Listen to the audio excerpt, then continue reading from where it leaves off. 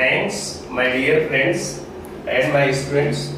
मित्रों, जैसा कि आप जानते हो, मैंने पिछले वीडियो में लोकतंत्र के बेसिक थ्योरी को एक्सप्लेन किया था, जिसमें मैंने परंपरावादी, जिसे हम आदर्शवादी भी कहते हैं, लोकप्रिय भी कहते हैं, आइडियलिस्टिक थ्योरी को मैंने एक्सप्लेन किया था। और फिर उसके बाद मैंने एलिटिस्ट थ्योरी को एक्सप्लेन किया था, विशिष्ट वर्गीय सिद्धांत को समझाया था। फिर मैंने, आपने देखा, बहुलवादी सिद्धांत को एक्सप्लेन किया था। और मैं बीच में कई सिद्धांतों को व्याख्यायित किया, जिससे आपको लोकतंत्र के बेसिक सिद्धांत बिल्कुल क्लियर हो जाए। कोई भी क्वेश्चन आपसे पूछा जाता है बिल्कुल कंफर्म हो जाता है। उसी में मैंने लोकतंत्र के मार्क्सवादी सिद्धांत को भी एक्सप्लेन किया था और बिल्कुल तुलनात्मक स्टडी मैंने कराई थी। उसी कड़ी को आगे बढ़ाते हुए आज मेरा टॉपिक है समकालिक उदारवादी लोकतांत्रिक सिद्धांत। मित्रों, ध्यान रखिएगा, मैंने जब वाद पढ़ाया था आपको कि कैसे विचारधाराएं चलती हैं, तो राजनीतिक चिंतन के क्षितिज पर पहली विचारधारा उदारवाद आती है। उदारवाद के बाद आप देखते हो व्यक्तिवाद आता है, व्यक्तिवाद के बाद समाजवाद आता है, समाजवाद के बाद मार्क्सवाद आता है, मार्क्सवाद के बाद अधिनायकवाद आता है। आप देखते हैं इसी क्रम में विचारधाराएं चलती रहती हैं। लेकिन अगर हम राजनीति शास्त्र में पहली विचारधारा की चर्चा करें, तो आपको पता है कि आदर्शवादी विचारधारा सबसे प्राचीन विचारधारा मानी जाती है, क्योंकि शुरू से ही जो राजनीति शास्त्र है, राजनीति विज्ञान है, यह वास्तव में दर्शन की भाषा में प्रस्तुत किया गया था। प्लेटो, अरस्तु जैसा विचारक आदर्शवाद को लेकर के आगे बढ़ते हैं। लेकिन आज हमारा जो टॉपिक है वह है समकालिक उदारवादी सिद्धांत। समकालिक उदारवादी सिद्धांत का मतलब है मित्रों, उदारवाद का जो 20वीं सदी का स्वरूप है। अगर आपसे कोई पूछे कि समकालिक उदारवादी सिद्धांत का आशय क्या है, तो आप कहते हैं उदारवाद का एक ऐसा धड़ा, उदारवादी सिद्धांत का एक ऐसा स्वरूप जो 20वीं सदी में पल्लवित और पुष्पित हुआ है, उसे हम समकालिक उदारवादी लोकतांत्रिक सिद्धांत कहते हैं। इसके अंतर्गत मित्रों कई सिद्धांत हमारे आते हैं, जैसे समुदायवादी सिद्धांत आता है, विमर्शी सिद्धांत आता है, भागीदारी मूलक सिद्धांत आता है, सहमति मूलक सिद्धांत आता है, 9 उदारवादी सिद्धांत आपके सामने आते हैं। इतने ऐसे हैं जिनसे आपसे प्रश्न पूछे जाते हैं। तो मित्रों, इसी को जब भी हम समकालिक उदारवादी लोकतांत्रिक सिद्धांत की चर्चा करेंगे, अर्थात 20वीं सदी में लोकतांत्रिक सिद्धांत को एक्सप्लेन करेंगे, तो हमें समुदायवादी सिद्धांत मतलब लोकतंत्र का समुदायवादी सिद्धांत, लोकतंत्र का विमर्शी सिद्धांत या विमर्शी लोकतांत्रिक सिद्धांत, फिर भागीदारी मूलक लोकतंत्र सिद्धांत, सहमति मूलक लोकतांत्रिक सिद्धांत, 9 उदारवादी लोकतांत्रिक सिद्धांत। मित्रों, इस तरह से आपको एक एक सिद्धांत को पढ़ना है, गहराई से समझना है।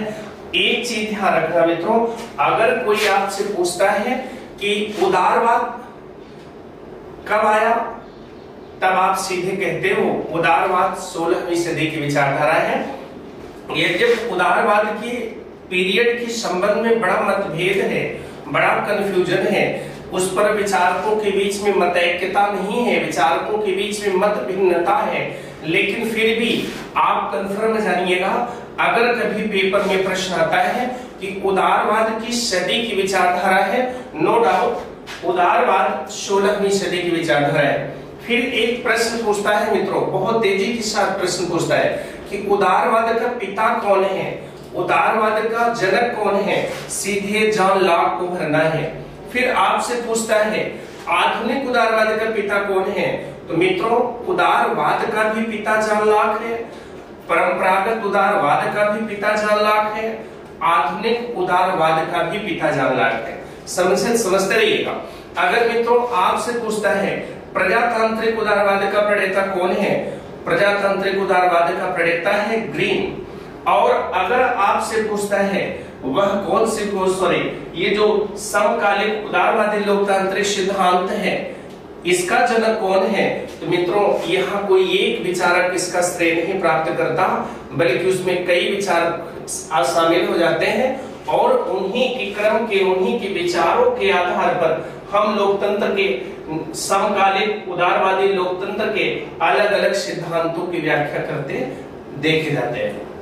तो मित्रों बिल्कुल आप एकदम कंफर्म हो जाइएगा कि कुछ बेसिक चीजें हैं।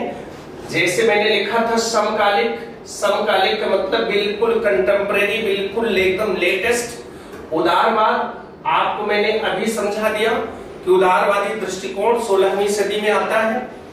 उसके बाद में लॉक, जॉन लॉक उदारवाद के पिता हैं। जॉन लॉक आधुनिक उदारवाद के पिता हैं। जॉन लॉक परंपरागत उदारवाद के पिता हैं। उदारवाद क्या है? एक दृष्टिकोण है, एक विचारधारा है जहां पर व्यक्ति को अधिक से अधिक स्वतंत्रता दी जाती है।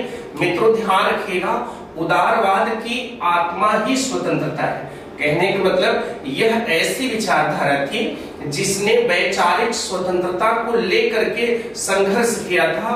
इनके पूरे संघर्ष का केंद्र बिंदु ही वैचारिक स्वतंत्रता रही है। इसलिए मित्रों समकालिक का मतलब हो गया बिल्कुल लेटेस्ट, वर्तमान समय का। उदारवादी का मतलब ऐसी विचारधारा, ऐसा दृष्टिकोण जो स्वतंत्रता को अपना केंद्रीय बिंदु समझे। लोकतांत्रिक आपको परिभाषा मैंने समझा ही दिया था।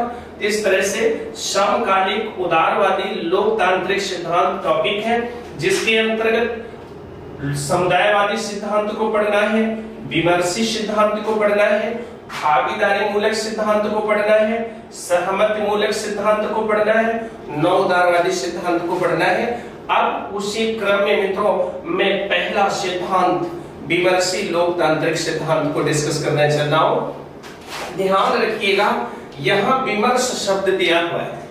विमर्श का मतलब होता है विचारों का आदान प्रदान करना, परामर्श करना, एक दूसरे से अपने विचारों, अपने ज्ञान, अपने चिंतन का आदान प्रदान करना। लेकिन मित्रों ध्यान रखिएगा, शब्द है विमर्शी लोकतंत्र सिद्धांत, ठीक है।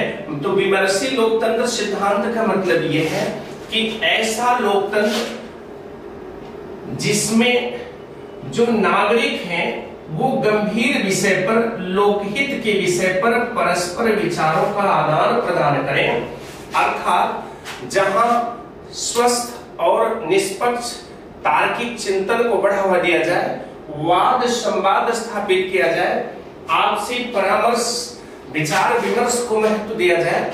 लोकतंत्र के ऐसे सिद्धांत को हम विमर्शी लोकतांत्रिक सिद्धांत कहते हैं। मित्रों ध्यान दीजिएगा, विभिन्न राजनीतिक विचारधाराएं हमारे सामने आते हैं, विभिन्न राजनीतिक अप्रोच हमारे सामने आते हैं। जब नागरिक स्वस्थ मन चिंतन अवस्था में तार्किक रूप से एक एक पक्षों की समीक्षा कर सकें, विचारों को प्रस्तुत कर सकें, वाद संवाद अर्थात बेहतरीन ढंग से डायलॉग स्थापित कर सकें, ताकि वैचारिक स्वतंत्रता मूर्त रूप प्राप्त कर सके, ऐसे लोकतांत्रिक सिद्धांत को हम विमर्शी लोकतांत्रिक सिद्धांत कहते हैं। तो मित्रों यहाँ मैंने एक्सप्लेन भी किया था कि विभिन्न राजनीतिक विचारधाराओं से संबंधित तर्क, वाद विवाद, आपसी परामर्श को समर्थन देना। कहने का मतलब है जो विभिन्न प्रकार के लोकहित के विचारधाराएं होती हैं, लोकहित के चिंतन होते हैं, राजनीतिक चिंतन होते हैं, आर्थिक चिंतन होते हैं, उस पर विभिन्न प्रकार के गंभीर विचार विमर्श जब नागरिकों के द्वारा किए जाते हैं, व्यक्तियों के द्वारा किए जाते हैं, तब उसे हम विमर्शी लोकतांत्रिक सिद्धांत कहते हैं। फिर उसके बाद ध्यान रखिएगा मित्रों, एक शब्द आता है, ये जो नागरिक हैं ये किस पर विमर्श करेंगे। जैसे मित्रों विमर्श तो कई तरह से होता है। विमर्श ऐसा भी है, चाय की दुकान पर भी लोग एक दूसरे को राय देते रहते हैं। आप देखते हो कॉफी हाउस में लोग एक दूसरे को राय देते रहते हैं। फ्रेंडशिप में भी तमाम तरह से पॉजिटिव नेगेटिव राय दी जाती रहती है। आपस में जमकर उल जलूल तर्क वितर्क स्थापित किए जाते हैं। मित्रों यहाँ विमर्श का तात्पर्य यह नहीं है।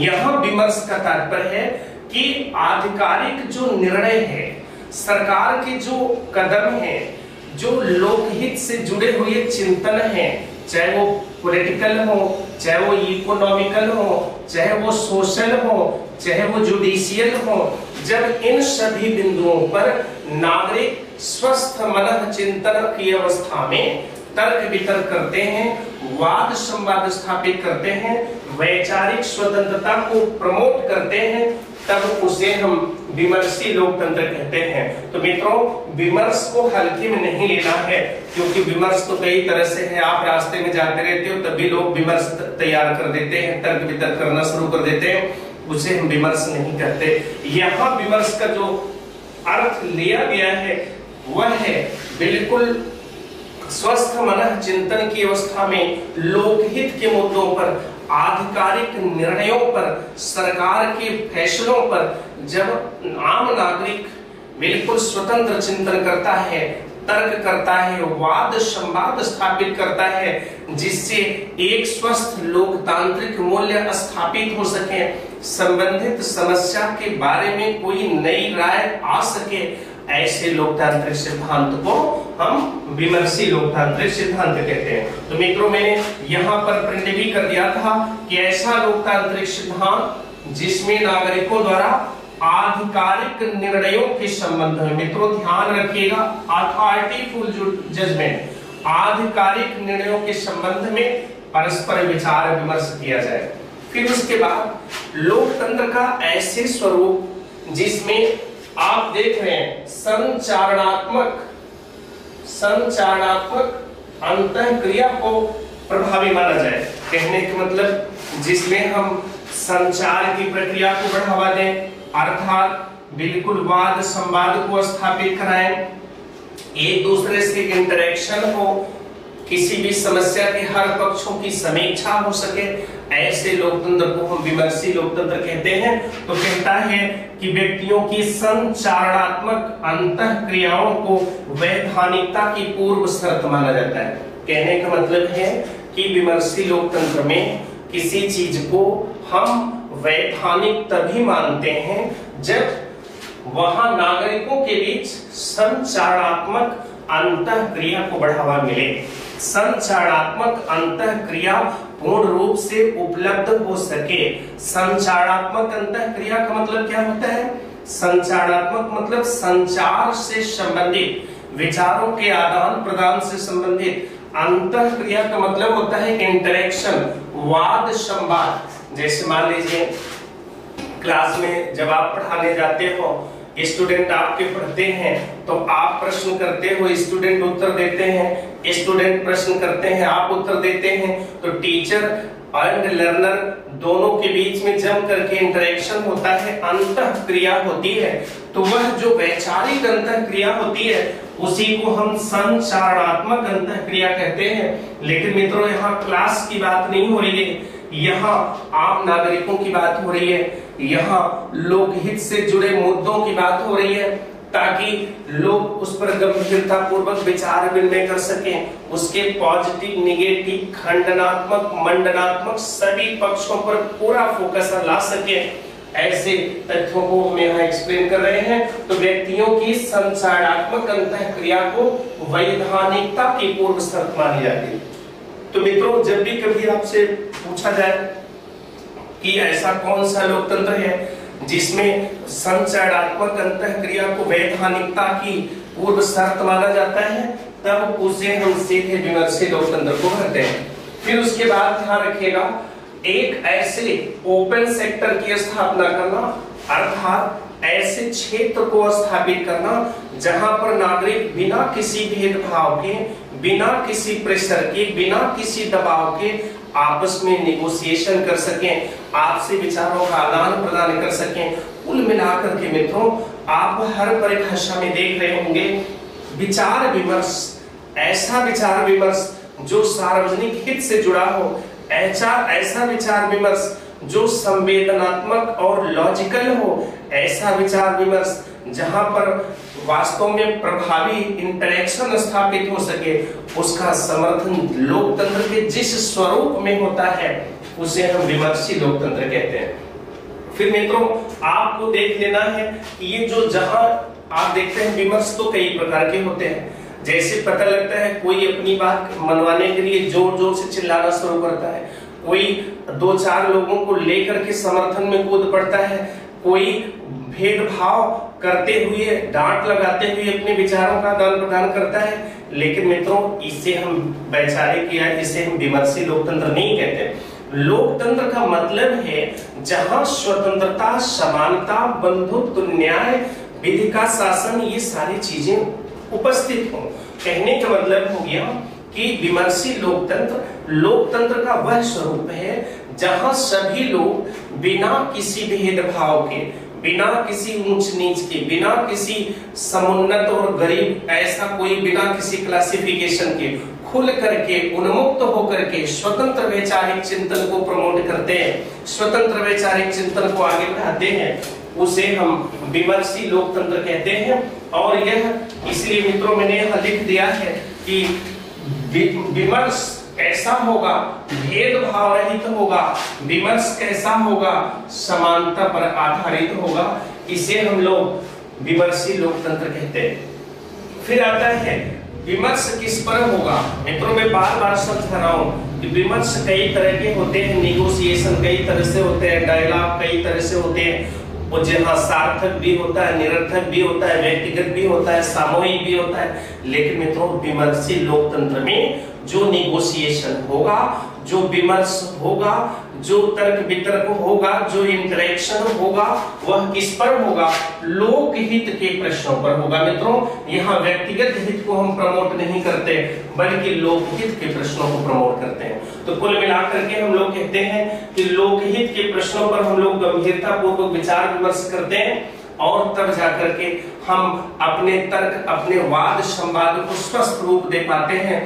तभी हमारे यहाँ विमर्शी लोकतंत्र स्थापित होता है। फिर उसके बाद में एक चीज और देखना है मित्रों कि हम लोग मान लीजिए कमेटी के स्तर पर अपने विचारों का आदान प्रदान किए, कमीशन के समक्ष हमने विचारों का आदान प्रदान किया, कॉन्फ्रेंस आयोजित किया, वहां विचारों का आदान प्रदान किया, सेमिनार में हमने अच्छा विमर्श तैयार किया, और जो नागरिक हैं वो तरह तरह के उसमें विभिन्न संस्थाओं से जुड़ करके अपने विचारों का आदान प्रदान करते हैं, विचारों का संप्रेषण करते हैं। लेकिन मित्रों अगर सरकार के ऊपर इसका कोई प्रभाव ना पड़े तो उसे हम क्या मानेंगे, क्या वो सही लोकतंत्र होगा। लेकिन कहता है विमर्शी लोकतंत्र लोकतंत्र का वह स्वरूप है जिसमें कहता है सरकार विमर्शों के आधार पर स्थापित सहमति को संविधान में परिवर्तित कर सके, स्थापित सहमति से संविधान में परिवर्तित कर सके, अर्थात संविधान में उसे शामिल कर सके। कहने का तात्पर्य हो गया कि अगर मान लीजिए कोई इस तरह की दिक्कत आई है, वैचारिक या कोई संवैधानिक त्रुटि है, तो उसे शामिल कर सके। तो इस तरह से हम लोग कहते हैं कि सरकार विमर्शों के आधार पर संविधान में जब परिवर्तन कर लेती है तब उसे हम विमर्शी लोकतंत्र कहते हैं। तो विमर्शी लोकतंत्र का मित्रों एक बहुत बड़ा गुण ये भी है कि जो हम लोग आपस में विचार विमर्श करते हैं, जो हम लोग आपस में नेगोशिएशन करते हैं, टॉकिंग करते हैं, जो हम तर्क वितर्क करते हैं, विचारों को भिन्न भिन्न मंचों से आदान प्रदान करते हैं, उन सब का प्रभाव सरकार के ऊपर पड़े, सरकार संविधान की समीक्षा करे। अगर कहीं कोई नीतियां बना रहा है, कोई नीति रीति विषय पर अंतिम निर्णय ले रही है सरकार, तो वहां हमारे विमर्श के आधार पर जो सहमति बनी है उसको भी वह शामिल करे, उसको भी सपोर्ट करे। ऐसी दशा जब आती है तभी उसे हम मित्रों विमर्शी लोकतंत्र कहते हैं। तो विमर्शी लोकतंत्र में कई चीजें आपने देखा है जिसमें बेसिक चीजें होती हैं चार। पहली चीजें होती हैं कि एक ऐसा उन्मुक्त क्षेत्र स्थापित हो जिसमें नागरिक स्वतंत्र होकर के बिना किसी दबाव के लोकहित के मुद्दों पर निगोशिएशन कर सकें, विमर्श दे सकें, वाद संवाद स्थापित कर सकें। दूसरा, ऐसी व्यवस्था स्थापित करना जहां पर विचारों के आदान प्रदान में किसी प्रकार का भेदभाव न हो, अर्थात प्रभावी समानता स्थापित हो।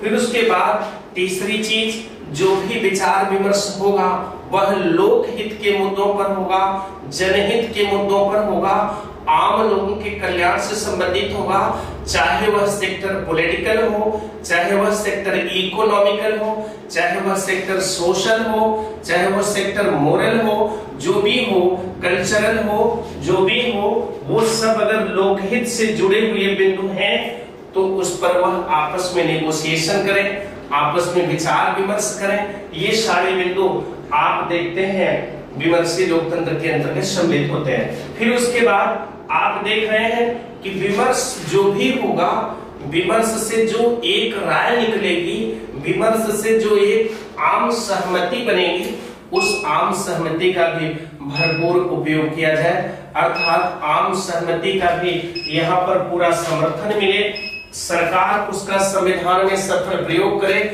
ऐसी चीजें जब आती हैं तभी हम उस लोकतंत्र को विमर्शी लोकतंत्र कहते हैं। तो इस तरह से मित्रों आपको विशेष रूप से सावधान रखना है कि कुल 4 चीजों पर गौर करिएगा। जैसे आप देखते हैं ऐसे मुक्त क्षेत्र को स्थापित करना जहां स्वतंत्र विचार विनिमय हो, ऐसी व्यवस्था लाना जहां विचार विमर्श भेदभाव रहित समानता पर हो, जहां विचार विमर्श लोकहित पर हो, जहां सरकार विमर्शों के आधार पर स्थापित सहमति से संविधान में प्रभावी परिवर्तन कर सके, जन कल्याणकारी नीतियों को प्रमोट कर सके, सृजित कर सके और उसका प्रभावी सक्सेसफुल एक्टिवेशन कर सके। ऐसे लोकतंत्र को हम लोग विमर्शी लोकतंत्र कहते हैं। तो मित्रों आप विमर्शी लोकतंत्र के स्वरूप को समझ चुके हैं। इसमें एक प्रश्न बहुत तेजी से पूछता है, वह कौन सा विचारक है जो सबसे बड़ा, सबसे प्रभावी विचारक माना जाता है विमर्शी लोकतंत्र के समर्थक के रूप में? तो मित्रों भूलेंगे नहीं, आप सीधे जॉन रॉल्स पर टिक लगा देंगे। जॉन रॉल्स विमर्शी लोकतंत्र के सबसे बड़े समर्थक विचारक माने जाते हैं और इन्होंने बहुत गजब की टिप्पणी की है, बड़ा रोचक टिप्पणी इन्होंने किया है। ये कहते हैं अज्ञानता के पर्दे के पीछे व्यक्तियों के पारस्परिक विचार विमर्श के आधार पर सहमत मूलक स्थिति बनाने को विमर्शी लोकतंत्र कहते हैं। ध्यान रखिएगा, कहते हैं अज्ञानता के पर्दे के पीछे, अर्थात जहां पर हमें किसी विषय वस्तु का पूर्ण ज्ञान ना हो, लेकिन कई लोग जब मिल करके विचार विमर्श करते हैं, अर्थात नेगोशिएशन करते हैं, तो उस विषय के सभी पक्षों का ज्ञान का प्रस्तुतिकरण हो जाता है और उसमें आपस में एक निश्चित सहमति बनाने की कोशिश हो जाती है। तो जॉन रॉल्स पर अगर कभी पेपर में प्रश्न आया है तो मित्रों इसमें पेपर में प्रश्न आता है कि वह कौन सा विचारक है जो विमर्शी लोकतंत्र का सबसे प्रमुख, सबसे बड़ा विचारक माना जाता है, समर्थक माना जाता है। तुरंत आप जॉन रॉल्स को टिक करेंगे। उसके बाद मित्रों ये चारों पांचों नाम जो आपके सामने दिए गए हैं समर्थक विचारक की लिस्ट, इनको आप बेहतर ढंग से प्रिपेयर करके रखिएगा, बेहतर ढंग से तैयार करके रखिएगा, क्योंकि एक प्रश्न समर्थक विचारक से आता है। फिर एक चीज और आता है मित्रों, ये किस सदी की विचारधारा है, तो कभी अगर सदी पूछे तो आप सावधान रहिएगा, सब 20वीं सदी की विचारधाराएं हैं, क्योंकि यह समकालिक उदारवादी लोकतांत्रिक सिद्धांत है। मैंने यही बताया था कि समकालिक उदारवादी लोकतांत्रिक सिद्धांत ये 20वीं सदी की विचारधाराओं का ही एक रिफ्लेक्शन है, 20वीं सदी की विचारधाराओं का ही एक तंत्र है, एक सिस्टम है जो क्रमशः एक एक बिंदुओं को एक्सप्लेन करता है, एक एक बिंदुओं के अप्रोच को क्लियर करता चलता है। तो इस तरह से मित्रों आपसे पेपर में प्रश्न पूछ सकता है दो तरह से, या तो फीचर्स से प्रश्न आएंगे या सीधे आपसे पूछेगा इसमें समर्थक विचारक से। तो कुल मिलाकर के विमर्शी लोकतंत्र पर अब तक 4 प्रश्न बने हैं। पहला प्रश्न पूछा है कि विमर्शी लोकतंत्र का सबसे बड़ा समर्थक विचारक कौन है, सीधे मित्रों जॉन रॉल्स को भरना है। दूसरा प्रश्न पूछा है इसमें मार्क वालेन देकर के पूछ लिया था कि अधोलिखित में से विमर्शी लोकतंत्र का समर्थक विचारक कौन है, मार्क वालेन पर प्रश्न पूछा था। और मित्रों अगर आपको लिस्ट तैयार है तो बिल्कुल आप टिक लगा लेंगे, उसमें कोई संशय नहीं है। फिर आपसे प्रश्न पूछता है कि यह किस सदी की विचारधारा है, तो मैंने समकालिक उदारवादी लोकतांत्रिक सिद्धांत को 20वीं सदी में ही मैंने एक्सप्लेन किया है। सब 20वीं सदी के विचारधारा के रूप में हमारे सामने आते हैं। फिर उसके बाद में जो विमर्शी लोकतंत्र है, इस पर प्रश्न पूछता है मित्रों, फीचर्स से प्रश्न पूछ लेता है। 4 फीचर्स जरूर याद रखना। पहला, ऐसा उन्मुक्त क्षेत्र स्थापित हो जहां पर व्यक्ति स्वतंत्रता पूर्वक विचारों का आदान प्रदान कर सके, तर्क वितर्क स्थापित कर सके। दूसरा, ऐसा क्षेत्र स्थापित हो जहां बिना किसी भेदभाव के समानता के आधार पर जितने भी लोग वाद संवाद में सहभागी बनते हैं वो सब अपने विचारों का आदान प्रदान कर सके। तीसरा, जहां पर जो विचार विमर्श होगा वह विचार विमर्श लोकहित से जुड़े हुए मुद्दों पर होगा। कहने का मतलब लोकहित से संबंधित प्रश्नों पर विचार विमर्श किया जाएगा। चौथा, जो विचार विमर्श करते हैं नागरिक आपस में, जो एक प्रकार की सहमति बनती है नागरिकों के बीच, उन सहमति के आधार पर संविधान में परिवर्तन हो, नियमों में परिवर्तन हो। अगर नियम में कहीं पर किसी भी प्रकार की शॉर्ट कमिंग्स मिलती हैं, जनहित के खिलाफ कोई बिंदु मिलता है, तो उसको प्रभावी तरीके से संशोधित किया जा सके। तो ये 4 फीचर्स आपको जरूर याद रखने हैं। और मित्रों, इसका जो सबसे बेसिक पॉइंट है वह है लोकतंत्र का ऐसा स्वरूप जिसमें तर्क, वाद संवाद, आपसी विचार विमर्श प्रस्तुत किए जाते हैं। उसके बाद इसमें नागरिक आधिकारिक निर्णयों को एक एक पक्षों को तोड़ करके एक एक पक्षों का प्रभावी विश्लेषण करते हैं, खंडन मंडन करते हैं और उनमें मतैक्यता लाने की कोशिश करते हैं, उनके बीच में सहमति बनाने की कोशिश करते हैं। तो इस तरह से आपने देखा कि ऐसा लोकतांत्रिक सिद्धांत जिसमें नागरिकों द्वारा आधिकारिक निर्णयों के संबंध में परस्पर विचार विमर्श करना। फिर मित्रों ध्यान रखिएगा, एक प्रश्न पूछता है वह कौन सा लोकतंत्र है जिसमें संचारणात्मक अंतःक्रिया को प्रमोट किया जाता है, संचारणात्मक अंतःक्रिया पर विशेष बल दिया जाता है। सीधे आप टिक मारेंगे विमर्शी लोकतंत्र पर, क्योंकि मैंने यहाँ पॉइंट आउट भी कर दिया है कि व्यक्तियों की संचारणात्मक अंतःक्रियाओं को वैधानिकता की पूर्व शर्त मानी जाती है। कहने का मतलब विमर्शी लोकतंत्र में कोई चीज वैधानिक तभी होगी, कोई चीज कॉन्स्टिट्यूशनल लीगल तभी होगा जब वहां पर सीधे सीधे संचारणात्मक अभिक्रिया को बढ़ावा दिया जाए, जब वहां पर नागरिकों के बीच संबंधित विषय पर गहन विचार विमर्श का अवसर दिया जाए, माहौल तैयार किया जाए, उनको अधिकार मिले। इस तरह से हम कहते हैं कि वैधानिकता की पूर्व शर्त है व्यक्तियों की संचारणात्मक अंतःक्रिया को स्थापित करना। तो उसके बाद फिर आप देख रहे हैं कि मुक्त क्षेत्र को स्थापित करना ताकि व्यक्ति स्वतंत्र रूप से विचारों का आदान प्रदान कर सके। इस तरह से मित्रों, आज मैंने समकालिक उदारवादी लोकतांत्रिक सिद्धांत में विमर्शी लोकतंत्र को एक्सप्लेन किया है। और इस विमर्शी लोकतंत्र पर जैसा कि मैंने आपसे बताया भी था कि जो सबसे बड़ा विचारक है विमर्शी लोकतंत्र का, जॉन रॉल्स है, यह सबसे प्रमुख विचारक माने जाते हैं। इसमें हैबरमास से भी प्रश्न आ जाते हैं, मार्क वालेन से प्रश्न आते हैं, जॉन ड्राइजेक से भी प्रश्न आते हैं। मित्रों, इसमें एक चीज और ध्यान रखिएगा, इसमें कभी कभी कमेंट पूछ लेता है, इसलिए इन सभी विचारकों के, चूंकि हर पॉइंट को यहाँ लिखना समझाना जटिल बिंदु रहता है, ऑफलाइन का क्लास होता है तो वहाँ हर चीजों को हम आपको पॉइंट आउट कराते रहते हैं, लेकिन यहाँ सावधान रहना, आप इतना प्रिपरेशन करने के बाद इन सभी विचारकों के कमेंट को थोड़ा तैयार रखिएगा, क्योंकि प्रायः कमेंट पूछा जाता है।